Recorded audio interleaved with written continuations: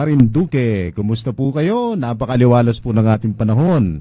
Hindi po katulad kahapon at nung isang araw na talaga namang kita po ay nakaranas ng malalakas na buhos ng ulan. Ngayon pong hapon ay naririto na naman ang inyong pong pinakahihintay na palatuntunan kung saan kita na naman po ay makakarinig ng mga pinakasariwang mga balita, pag-uulat po ng ating minamahal na Governor Presby Velasco Jr. sa nakalipas po na isang linggo. Hindi lamang po isang linggo, 2 linggo. Dahil nga po sa hindi po namin kayo nakasama noong nakalipas na linggo dahil nga po sa scheduled brownout. Nagkaroon po ng kuryente mga bago mag alas 5 na ng hapon. Bueno, ngayon pong hapong ito ay narito na naman po kami at kailangan na naman po namin ang inyong mga suhestyon, ang inyong pong partisipasyon sa palatuntunan ito sapagkat mahalaga po sa ating minamahal na Governor ang inyong pong mga opinyon, ano po ang inyong mga obserbasyon sa ating kapaligiran para naman po nang sa ganun ito talagang matugunan ng naayon batay po sa inyong pangangailangan. At siyempre, sa mga gusto pong magtanong, mag-text lamang po sapagkat mayroon pong pupuntahan ang ating pong minamahal na Governor pagkalipas po ng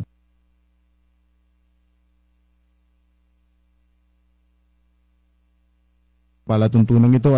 Kaya hanggang alas 5 lamang po tayo. Kaya doon po sa mga gusto magtanong, ay pakiantabay lamang po. I-dial agad po ang ating text hotline 0961-432-4436 at doon po sa mga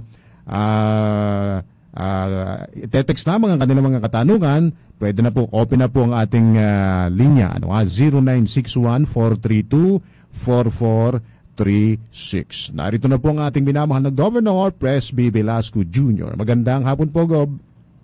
Magandang hapon, kapatid.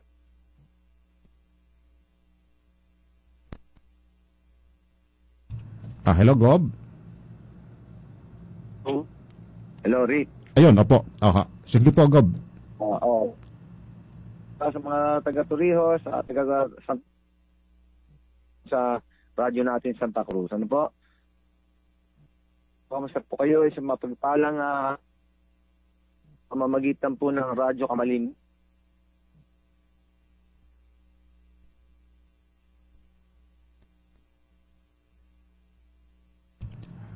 Excuse me po, Gob. Mukhang sandali lang po ha.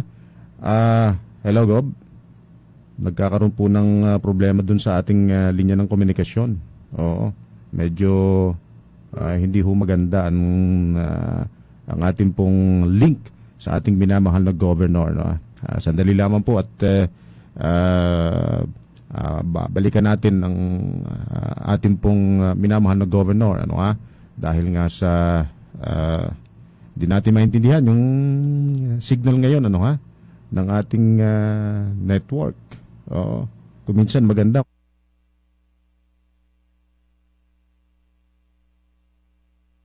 kuminsan paputol-putol, pero kanina maganda ang signal ni Vice Mayor kanina. Globe. Okay, so smart ang ating gamit Okay. Sige po, text na po kayo sa inyong mga katanungan sapagkat isang oras lamang po mga kaibigan ang ating gagawin.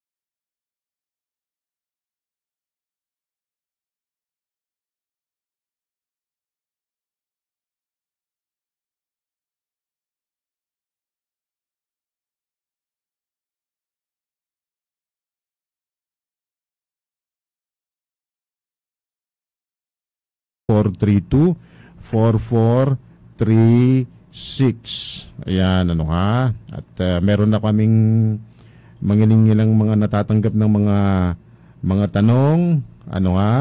Ang isang nagtanong kumusta na daw ang update ng dialysis machine sa ating ospital. Sandali. Okay, sandali.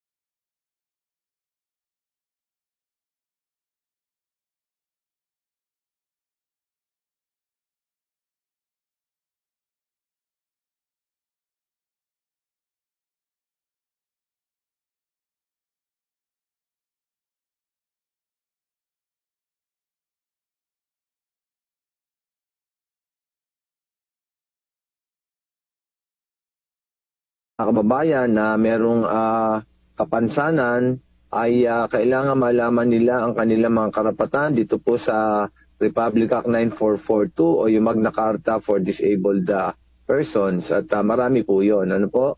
So, ganyan po ang ginawa natin. Tapos po ay nakipag-meeting po tayo doon sa grupo po ng aming provincial government ng Marinduque patungkol po sa Marinduque Water District. Kausap po natin dyan si Engineer Billy Marquez at amin na pinag-aaralan kung paano po ang pag-umpisa nitong Water District, yung operation po at may board of directors po yan.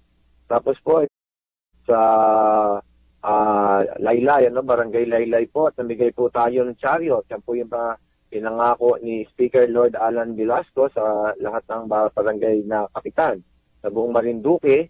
At yung bagong chariots po ay magagamit po ng ating mga kanya-kanyang barangay sa maraming bagay po, sa paghahatid ng tao o sa mga goods. Marami pong gamit ito. Bagong-bago po ay talaga pong galing sa puso po ito ng Pilipinong may puso po. At ang halaga po nito sa pamamagitan po ni Speaker Lord Alan Velasco ay mga mahigit po 21 million. Ano po? Nutrition scholars natin, ano po, sa para sa Buwak po, mga barangay sa Buwak. At nabigyan po ang mga 518 na senior citizens itong ating pinamigay na home care support para po sa ating indigent senior citizens sa panahon ng pandemya. At nung Webes din po ay nagkaroon naman po ulit ng meeting dito po sa mga leaders po natin ng PWDs na galing po sa Mugpog at Gasan. Ano po? Meron pong 62 attendees yan, mga nag-participate. At yan po ay galing sa mga iba't ibang barangay ng Mugpog at Gasan. Namigay din po tayo ng home care support sa mga indigent senior citizens sa Gasan, mga taga-Gasan po, ating mga katribo, mga senior citizens.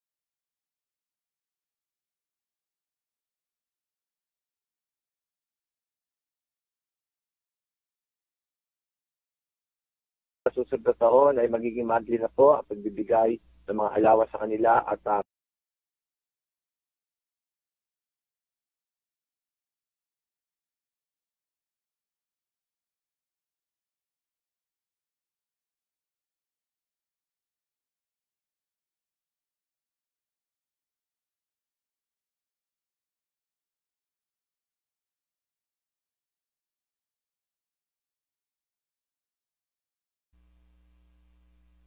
may grate, ano po, ang Municipal Health Officer.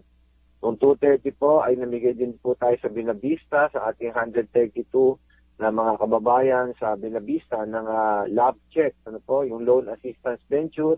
At pinaliwanag po natin yung tulong suporta, pinansyal para po during sa pandemya.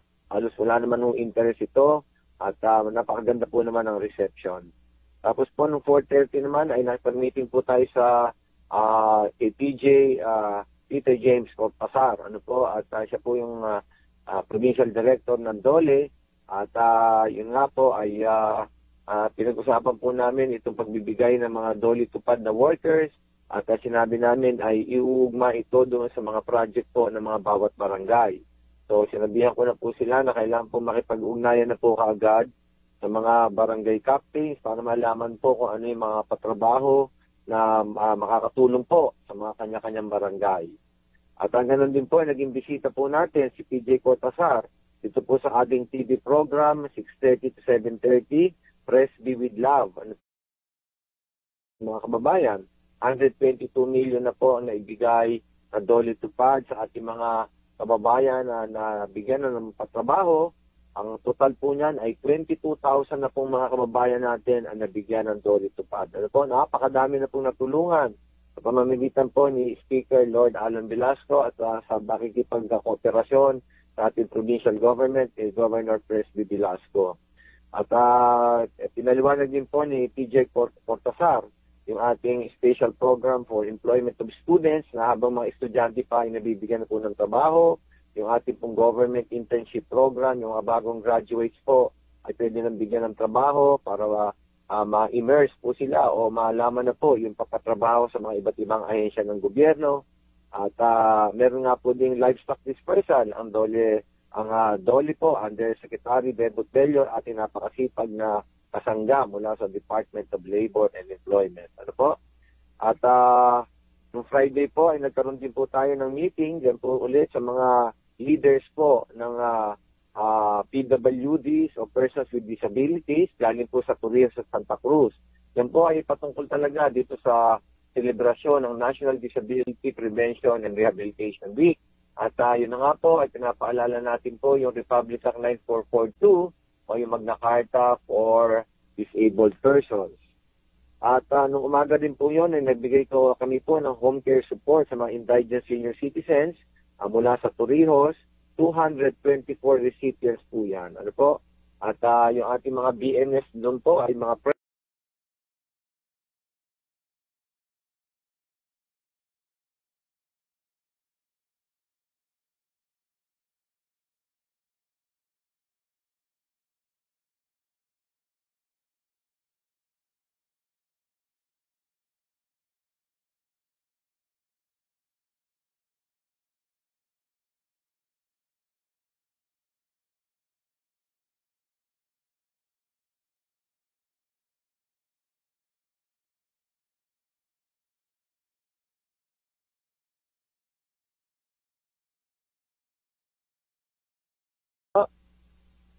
At noong 2 o'clock naman po ay namigay din po tayo sa Santa Cruz multipurpose building sa home care support. Ano po? Napakadami po ang binigay natin sa Santa Cruz. 485 recipients po sa ating pong indigent senior citizens sa pamamagitan po ng ating masisipag at magagaling na barangay nutrition scholars.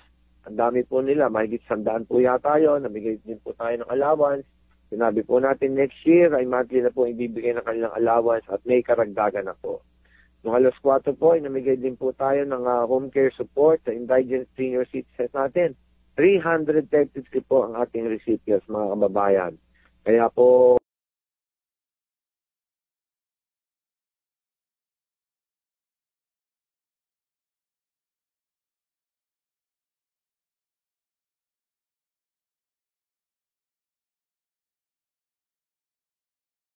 sa pamimigay ng baboy, susuli lang yung 2 biik na babae, yung sa kambing po ay susuli yung 2 anak, o tapos po ay lahat ng anak ay kanila na, at yung mga native chicken na pinamimigay po natin. Yung sa cataract extraction ay pinaremind na naman po natin sila, at papasabi po sa atin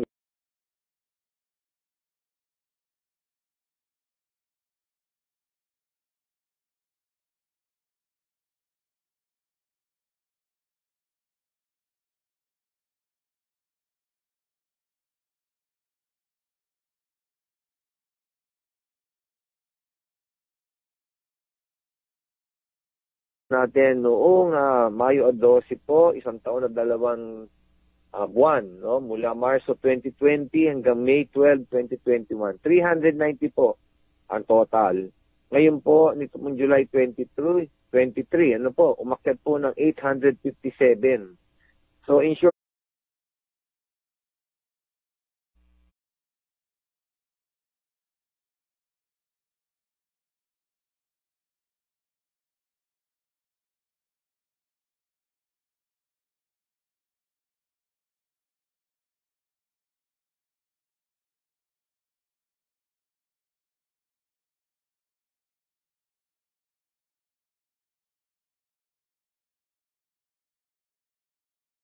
observe physical distancing, wash your hands regularly, at yung pong ating tinatawag na symptoms reporting na napaka-importante.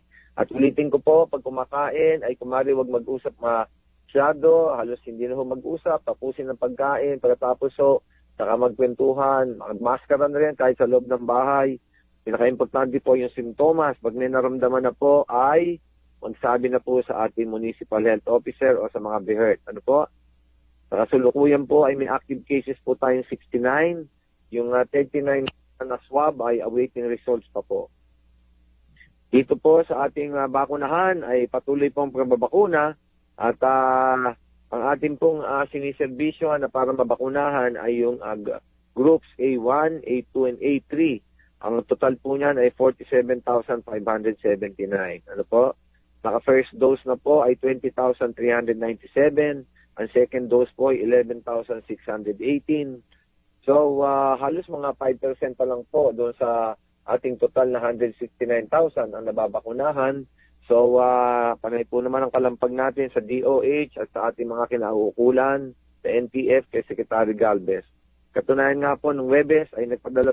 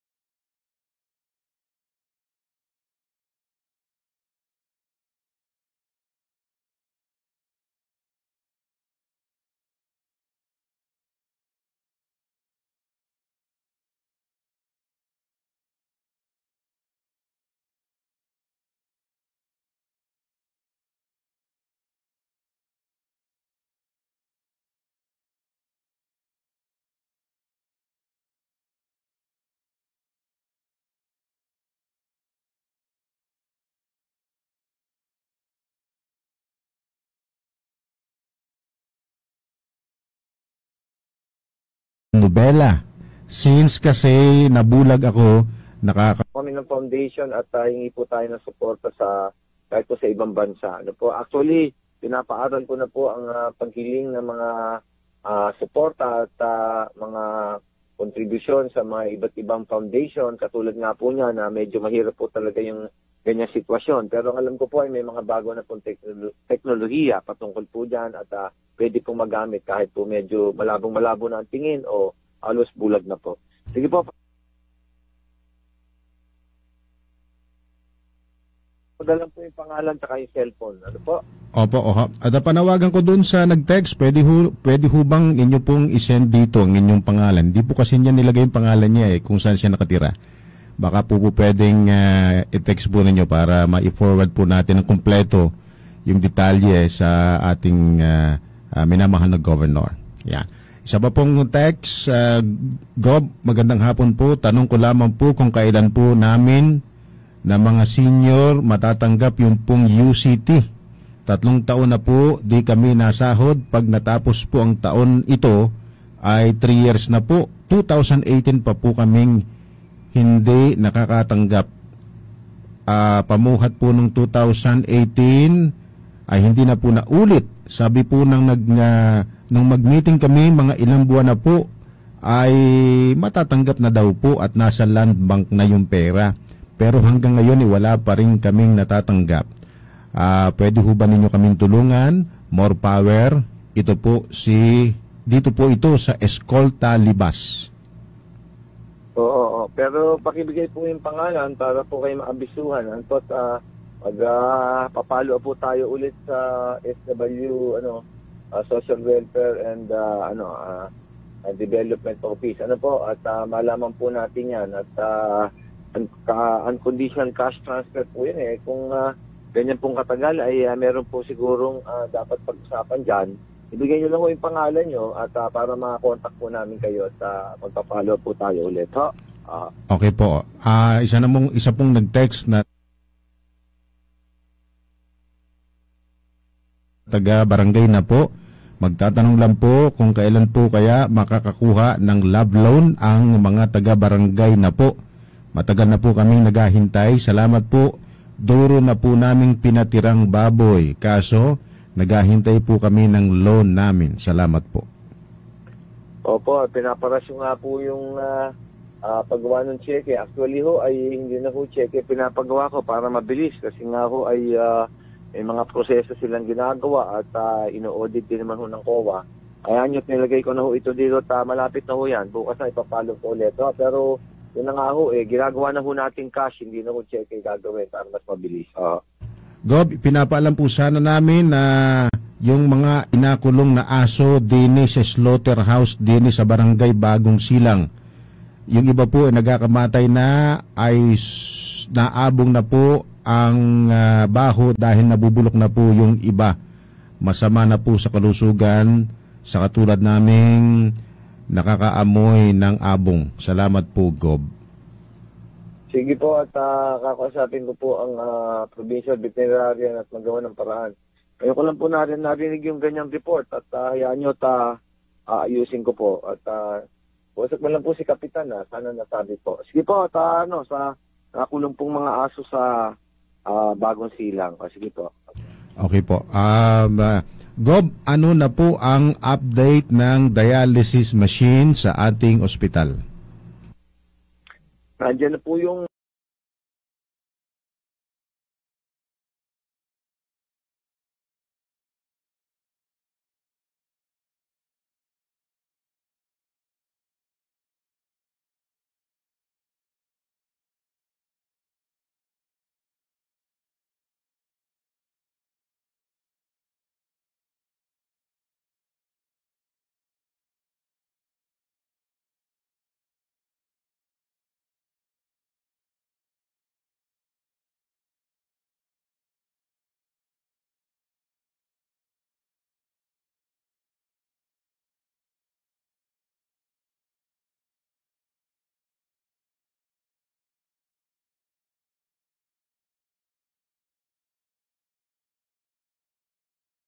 lisensya, na sila nag-lisensya at nagbibigay ng permit.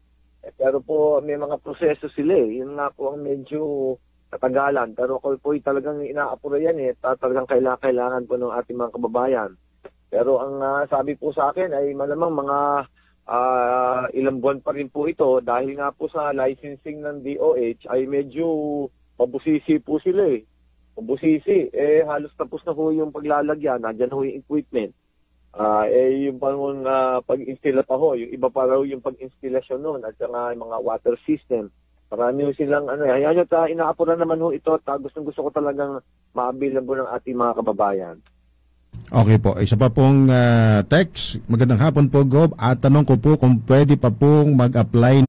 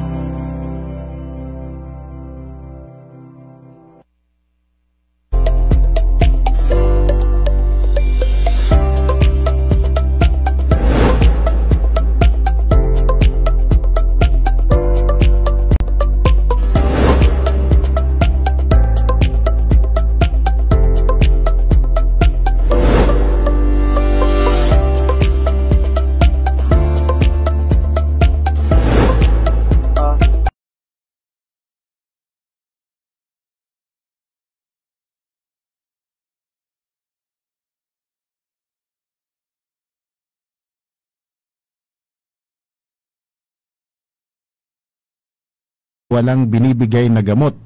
Ang sinasabi po ng doktor ay magpalakas ng katawan, matulog ng 8 oras at huwag mag-isip ng hindi ma-stress. Lalo pong nakaka-stress sa quarantine area. Para sa akin po, mas ayos pa po ang recovery sa bahay kumpara sa quarantine area na napakainit at ang CR ay samang-sama. Ginagamit na mga positive kuno. Kahit daw po magkakahiwalay ng tulugan, subalit ang CR na ginagamit ay sa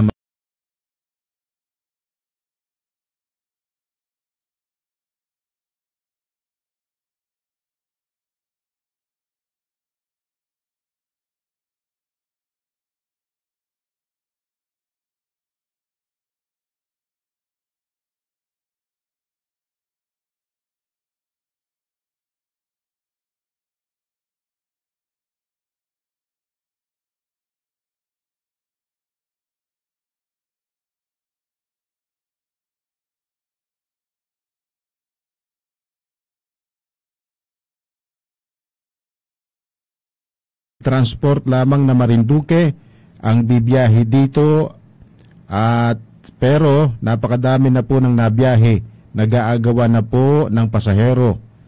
Kami po na taga Marinduque at taga ibang lugar. Salamat po. Sige po, sinabi ko na po yun. Ayun tayo, check ko lang po, titignan ko po ulit. Bakit nakakapasok pa yung iba? Sige po, kausapin ko ulit yung mga tao kong inassign. Okay po. Kanina po, mayroon pong guest dito sa radyo natin, yung isang pulis, ano ha? Mayroon po palang insidente, Gob, na na ginamit yung pangalan mo na umorder daw ng pagkain. Isang resort owner, umorder daw ng pagkain at ikaw daw ay maghahanda. Tapos ay hiningan pa daw ng load yung resort owner. Parang isang scam ito na ang nais na ipaliwanag ng guest na police, wag magpaniwala doon sa mga ganun mga tawag, lalo na VIP yung ginagamit na pangalan. Oo, tama ho yun. Marami yung kalokohan dyan sa online. At wag ko kayo magpapaniwala ka agad. The best thing to do is verify niyo muna doon sa tao na minimension niya.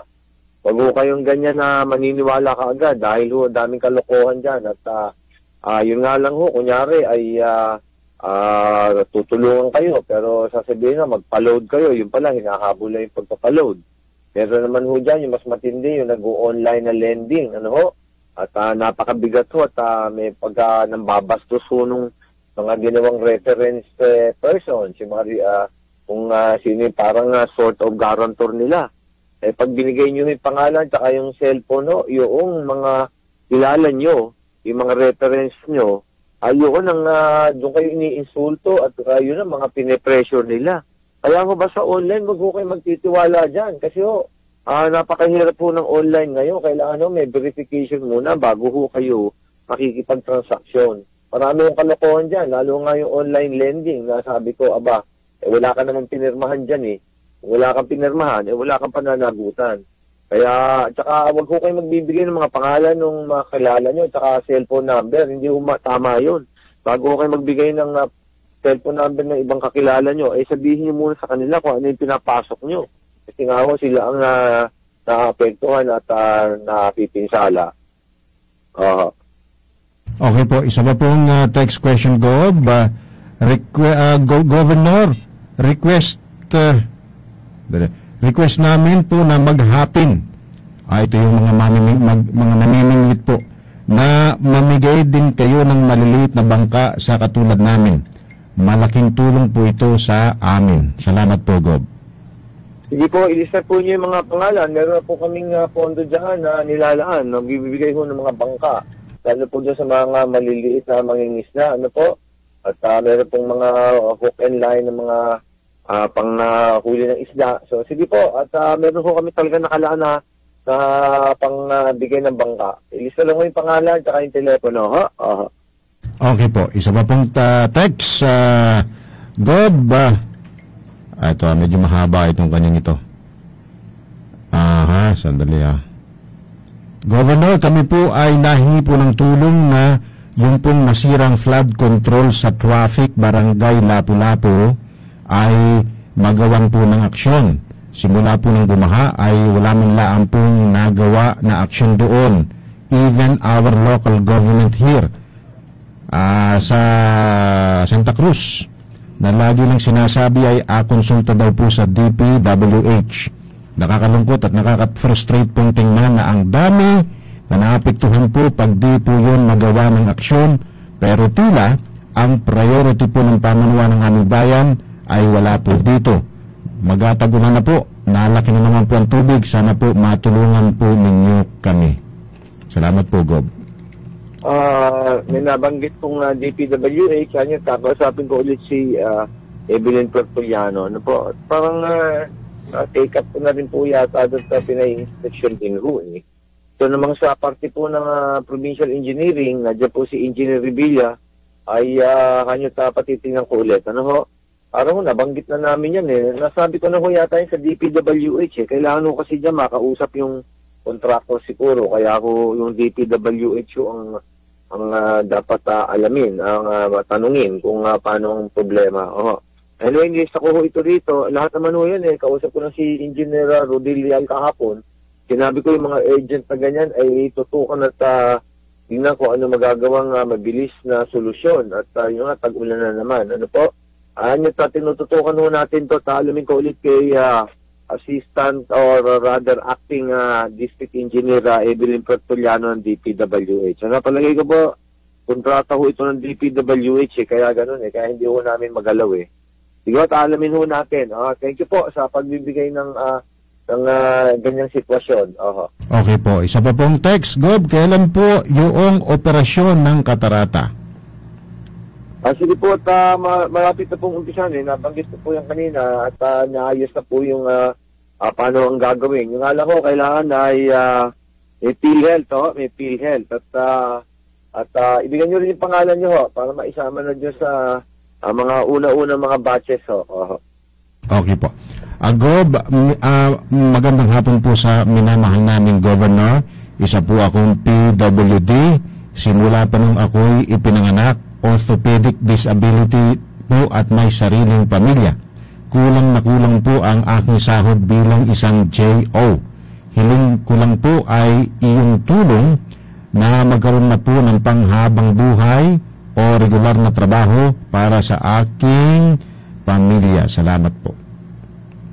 Ito, pakibigay lang po yung pangalan at yung telepono at tingnan mo natin paano kayo mabigyan ng mas regular na trabaho.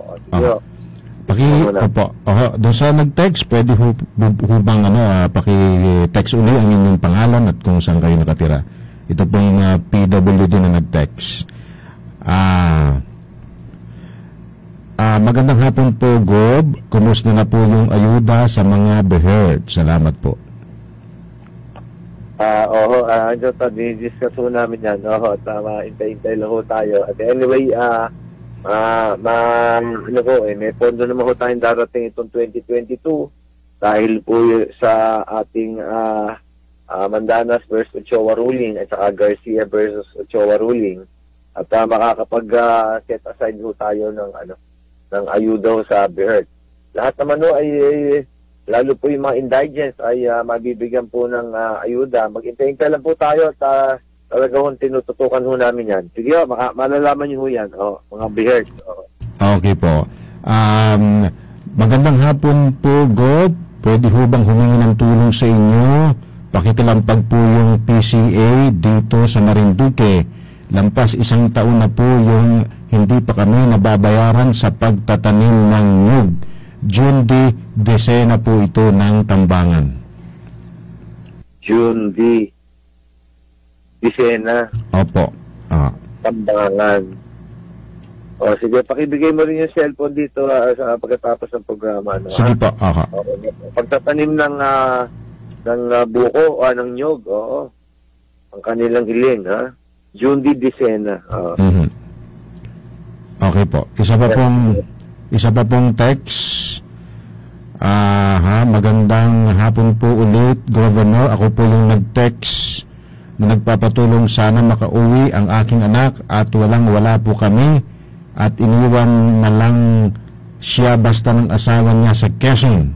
Ako po ay tinawagan ng staff ninyo pero ang sabi po niya magpapa-antigen ang anak ko para makauwi. Paano po, Governor, makakapagpa-antigen ay walang-wala nga po sila. Kaya nga po ako lumalapit sa iyo para matulungan ang anak ko makauwi. Salamat po. Sige po, ibigay ko yung pangalan. Ayan nyo sa ating sarili niya lang ko manggagaling. Sige ho, para makauwi na ko yung anak niya. Sige ho, at ibigay lang yung pangalan. Ayun, pakitext po yung pangalan ninyo, ma'am.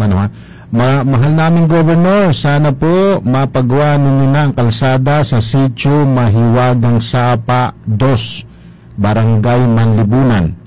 Mula po doon sa lupa ni Ka Mario Monteroso hanggang sa lupa ni Ka John Manok Ray. Taon-taon pong inasukat ng taga-DPWH pero hanggang ngayon hindi pa rin po inagawa. Wala pa pong 500 meters yun. Napakaputik po pag naulan. Kakaawa po mga bata, sana po ma-actionan. Ulitin mo nga yung pangalan, pare. Sitio Mahiwagang Sapa 2, Barangay Manlibunan. Sapa 2, Barangay Manlibunan. Mahiwagang Sapa, Mahiwagang Sapa. Opo, Sapa 2, Barangay Manlibunan. Aha.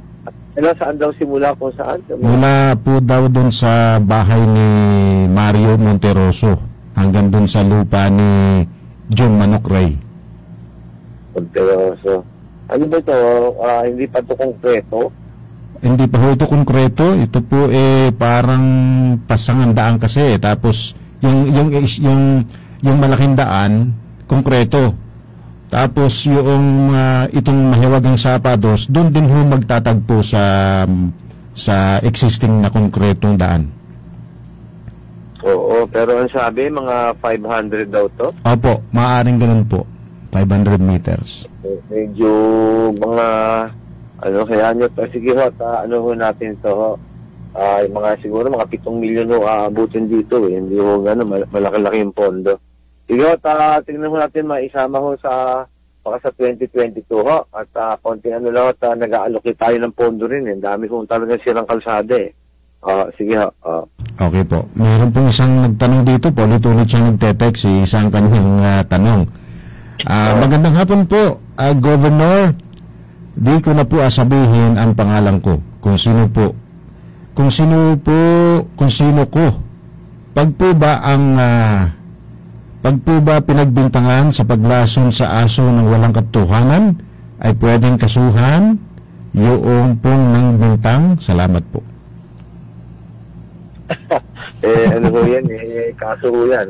Usually ho hindi kami nagbibigay ng opinion ho. At pero ito naman without regard nga ako diyan patungkol sa sinabi niyo. Syempre ho, masama naman ho yung nagsasabi ho ng o nagbibintang at pinapaalam sa ibang tao na ginawa ng isang tao yung bintang na yon. Yung isabihin sinasabihan ho yung isang tao ng masamang bagay. Yan pwede hong oral defamation yan, crimen ho yan, or kung nakasulat ho, pwedeng libel, So, ating mo mag-ingat sa pagsasalita ng mga ganyang bagay. Kung kasi ho, ay mahirap ho tayong humusga ng tao. At alam niyo naman, ay dinadaan ho yan sa kaso. Pag nagkakasamaan na ng salitaan at napipinsala ho yung reputasyon ng tao, ay hindi ho maganda yun. So, masama ho yung nagbibintang ho ng ganyan na walang pruweba, kung pwede ho kayo mademanda ho niya ng kriminal. So, yun lang ho ang sasabihin ko sa inyo. Marami ho rin kasi mga ating kababayan na nagsasalita ng patungkol na masama sa ibang tao. Pero krimen ho yun Hindi ho kayo pwedeng sumira ng reputasyon ng tao ng integridad ng tao. Kung magsasalita ho kayo, meron ho kayong pruweba, gumawa ho kayo ng hakbang. Pero kung halimbawa naninira lang kayo ng puri o ng integridad, pwede ho kayong kasuhan yan. Yun lang ang masasabi ko. Pero wala naman ho kung sinasabi patungkol sa ganong kaso. Mahirap po kasi hindi natin alam ho yung lahat ng sitwasyon Kaya hindi ko tayo basta nagbibigay ng opinion sa ganyan. Ang sinasabi lang ho natin, wag ho tayo maninira ng tao. At mahirap po yun. At kasong libel ho yan o oral defamation o slander ang tawag ho dyan. Yun lang ho. Okay po. Isa pa pong text. Magandang hapon po sa inyo, Governor. Tanong ko lamang po sa inyo about po sa binigay na ayuda sa mga driver ng TODA dito po sa Santa Cruz. Kulang-kulang po ang mga kopya na inilabas nila. Mangyari pong kompleto naman ang isinimiti namin. Pero nang dumating na po sa tourism, marami pong kulang ang mga pangalan ng mga miyembro ng TODA. At isa po ako sa hindi nakasama sa listahan na dumating galing sa DOLE. Gov, tulungan naman po ninyo kami. Napakalaking bagay po ito sa amin. Nagmamakaawa po ako sa inyo. Kailangan po namin at ng pamilya ko. Wala po kami mapagkukunan dahil hindi po sapat yung kinikita namin sa araw-araw. Salamat po. Sige po, ibigay lang po yung mga pangalan niyang kay Rick, kay kapatid na Rick at atin pong iti-take up kay, PJ Cortazar. At palagi naman po kami nag-uusap noon At napakabait naman po niya si ating provincial director ng DOLE, si PJ Cortazar. Palagi po naman talagang tumutulong. Sige nga po at ating pong bigyan yung mga pangalan at itong mga taga-TODA po ay tinutulungan naman natin. Opo. Okay po. Gob, kailan po kaya gagawin yung aming kalsada dito sa Sitio Bukal, Barangay Lapu-Lapu? May pondo na po ito, hindi lamang po inasimulan pa. Opo, ay may mga proseso po tayo. Hayaan niyo po akin pong ipapalo ulit. Ano po, ganyan po talaga itong ating gobyerno. Talaga pong may mga regulasyon po kung tayo lang masusunod dito sa local government unit, talaga pong tatanggalin po natin yung mga iba-ibang requirements at ibang-iba yung step, no? Hindi po talaga maganda yung ganyang bagay na, ang haba ng proseso, napakadaming mga requirement, ano? Hindi po maganda yung bagay na yan. Inaatupag na ho natin ito at malalaman niyo po. Opo. Okay po. Isa pa pong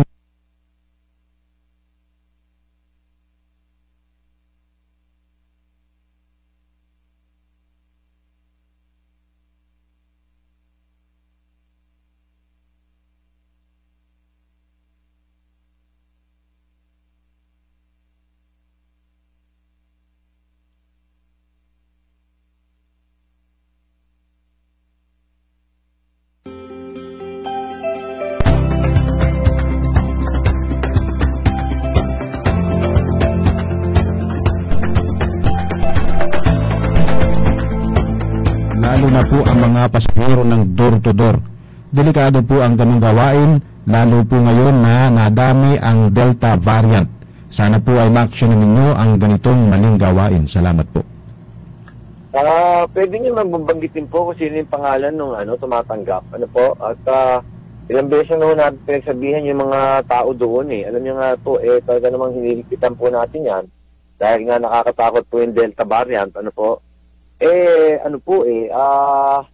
So far ho, lumalabas ho, karami talaga halos lahat naman po ay naka-antigen yung pumapasok.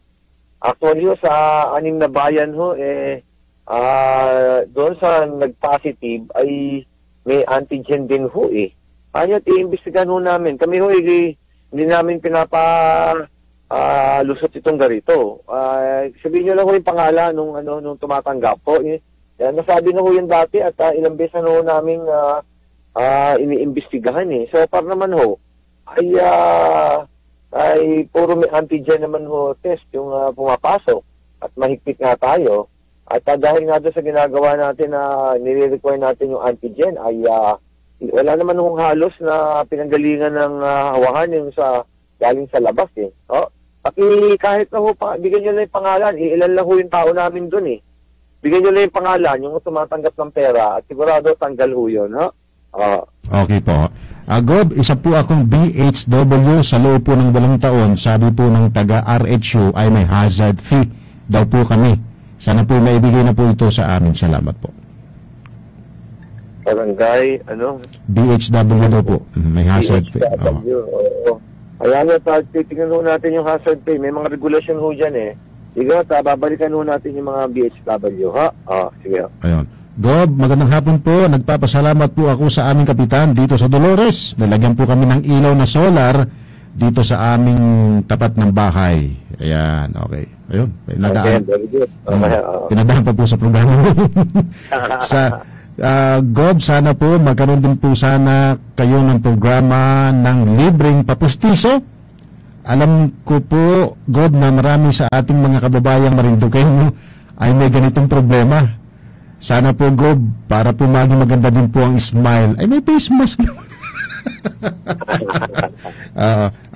Libreng postisyo daw po. Sige po, magpalisal nyo lang po at hanap na tayo ng pondo. At ayun naman basta makakatulong ko at may makukuha ang pondo ay atin pong binibigay yung pangangailangan ng ating kababayan, magandang question din ho yun dahil nga napupuna po natin marami hong bungi na ho, wala nang ipin.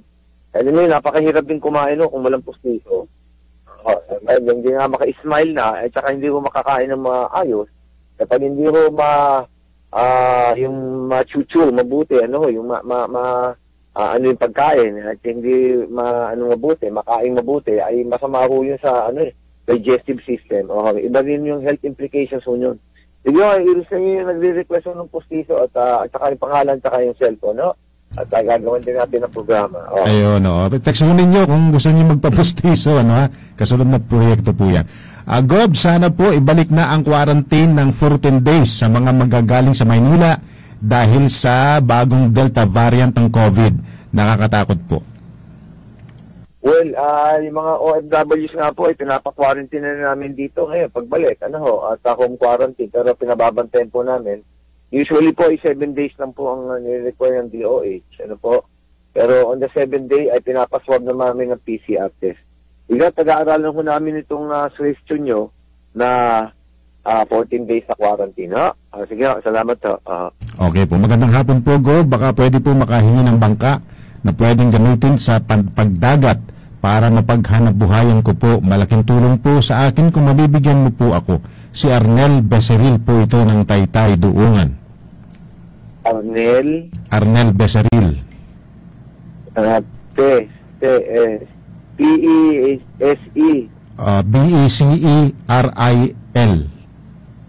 R-I-L. Opo. Sige, bigyan mo na yung cellphone number, Sige po. Arnel Becerril. Opo. Isa pa pong tanong, Go, pwede po ba makahingi ng alagaing kambing o baka at malawak po ang ulahan dito sa amin? Gusto ko po kasing mag-alaga. Meron po ito ng lipa. Sumulot na yan nun, di ba? Oo. Sige, na-inventer na ho natin. Sige, ito na natin. Yung baka o kambing.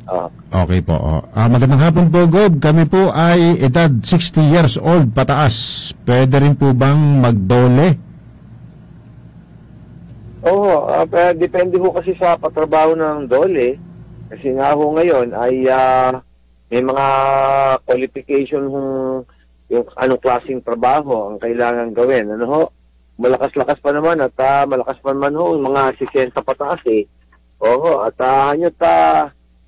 abisuhan ho namin kayo Yung may kanya-kanya naman hong head, yung Office of Senior Citizens, Yun lang hong mga senior citizen na gusto pang magtrabaho ay pwede nyo naman hong pwede hong ipalista nyo at gusto nyo pang mag-avail ng Dole Tupad, sige Okay po.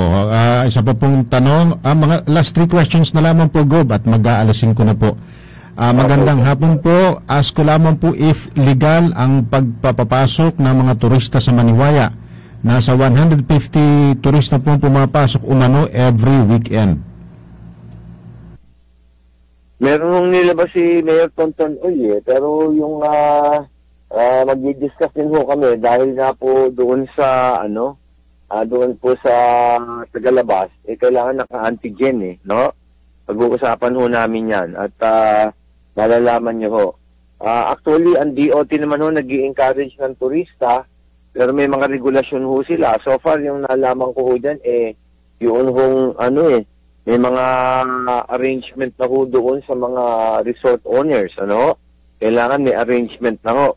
At saka kung titira ho, ay meron hong regulasyon dyan sa tinatawag na staycation. At meron ho sila mga nire-require na mga kondisyones bago ho sila allowed na pumasok sa tourist area. Sige, at uupuan ho namin ito ni Mayor Tonton Uy at ma-discuss ng mabuti itong pagpasok ko sa Maniwaya at dahil nga po baka nahahawa yung mga kababayan natin doon at tapos naipapasa naman yung virus pagpunta naman sa bayan ng Santa Cruz, sa poblasyon o sa ibang barangay. Sige po, pag-aaralan natin huli yung programa ng turista sa Maniwaya. Opo. Gob, follow-up lang po namin yung plano ng provincial government na makapagparating ng DFA para po marami makapag-renew ng passport. Yan ang hirap po ng pagpa-appointment, fully booked po palagi. Totoo po yan pero dinidiscuss po namin yung hiling natin. Ngayon abisuhan po natin, mahirap po talaga yung pagpapaano ng passport. Yan po yung medyo mahirap na nire-request natin Mabuti po rin sa NBI palagi po nating napapaunlakan tayo ng NBI. Actually, magtatayo na nga tayong satellite office eh.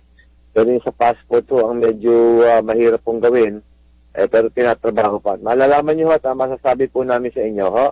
Sige Okay po. Isa pa pong tanong, Gob. Tanong ko lamang po kung pwedeng gawing mangrove ecosystem ang mangrove dito sa Polo dahil marami po ang nadayo ng mga mangingisda taga ibang lugar ay nasasaula-ula po ang mga mangrove dito. Salamat po. Sige po, i-discuss po natin yung kay Jaime Diaz.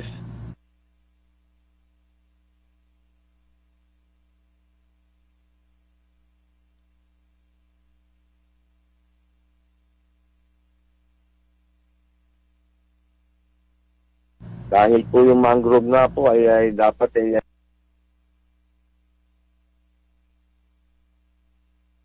yung mga palakihan po ng mga isda. At hindi naman po, basta dapat nangingisda dyan sa area ng may mga mangrove at dyan po pinapalaki yung mga isda. Ano po? So, di po, titingnan po natin ito at sinasabi sa Apollo, ano po, sa Polo. Kay Captain Ternea. Sige po, titingnan po natin ang magagawa natin po dyan. Ano po. Okay po. Isa pa pong tanong, Go, bakit po yung pier din sa Polo ay iniwan na ng kontraktor ay nahihirapan po mga bangka kapag nalakas ay wala pong pagtaguan sapagkat pinaalis po ng gumagawa ng pier. Tapos ay iniwan naman po. Isang buwan na pong hindi inagawa ng kontraktor. Oo, alamin ho natin yan at nabanggit nga ho yan eh. Sige, alamin ho natin yan at para mapagawa doon sa kontraktor at talagay ko baka sa PPA ho yun eh. At makausap si General Manager si Jay Santiago po at medyo kakilala po naman natin yan. Opo. Sige po, titingnan natin yan. Opo. Okay po. Nako, Gob, alas 5 na po. Alam kong kayo po ay meron pa pong mahalagang pupuntahan ngayong araw to kahit linggo. Next Sunday naman po ulit. Sige po, mga kababayan, salamat po. Isang mapagpalang araw po ng linggo. Mabigat pa po ang laban sa COVID. So, kailangan po nating humiling ng tulong sa ating Panginoon Diyos. Maniwala po tayo na tayo po ay gagabayan at tutulungan. At mag-ingat po sa COVID. Hindi po talaga tapos itong laban sa COVID-19, lalo po yung Delta variant. Ano po?